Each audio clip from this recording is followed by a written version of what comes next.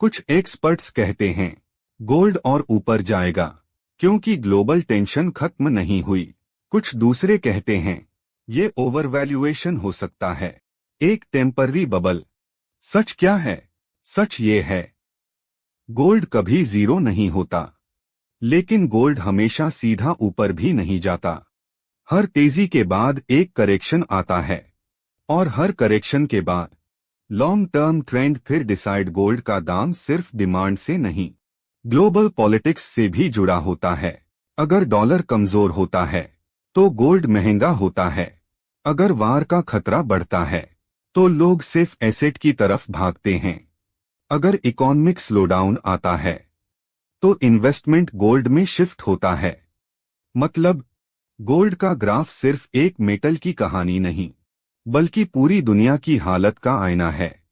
तो अब सबसे बड़ा सवाल, आगे क्या होगा?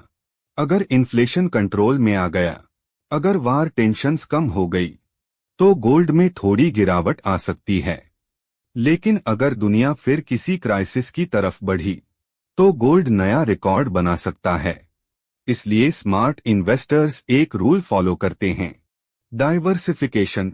ना सारा पैसा गोल्ड में, ना सारा पैसा मार्केट में।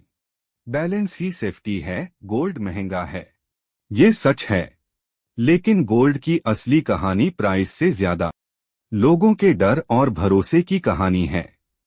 जब सिस्टम पर भरोसा कम होता है, तब गोल्ड पर भरोसा बढ़ता है। सवाल ये नहीं है कि गोल्ड और कितना बढ़ेगा, सवाल ये है, अगर कल फाइनेंशियल स्टॉर्म आया तो क्या आप तैयार होंगे?